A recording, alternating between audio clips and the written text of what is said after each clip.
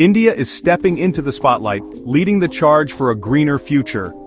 At the recent BRICS Environment Ministers meeting in Brazil, India called on its BRICS Plus partners to mobilize a jaw-dropping $1.3 trillion in climate financing.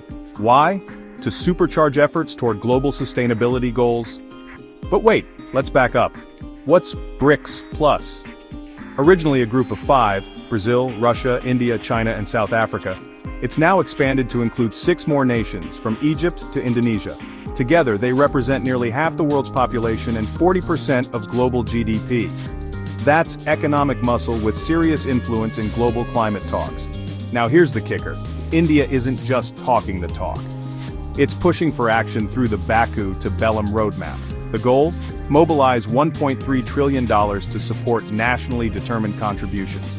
Basically, each country's plan to combat climate change. But there's a snag. At COP29 in Baku, only $300 billion was projected to be mobilized by 2035. You don't need a calculator to see the massive funding gap. India's approach is refreshingly pragmatic. Amandeep Garg from India's Environment Ministry emphasized a diversified energy mix: fossil fuels, hydrogen, nuclear, and renewables. And get this, India's already championing the Green Grids initiative, One Sun, One World, One Grid. Sounds futuristic, right? It's a global project to integrate renewable energy grids across countries. But India isn't stopping there. It's also pushing resource efficiency and a circular economy as game changers for sustainability. Remember the G20's Resource Efficiency and Circular Economy Industry Coalition? India's holding that up as a playbook for global collaboration. Here's something I really admire. India's insistence on a just transition. It's saying, look, every country's development journey is different.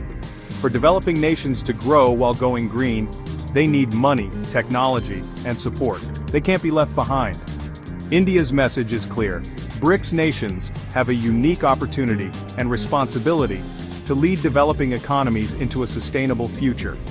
With Brazil hosting COP30 in 2025, the stage is set for BRICS Plus to make a big impact on global climate policies. So, what can you do? Stay informed, stay involved, and support initiatives that prioritize sustainability and equity. Together, we can make a difference.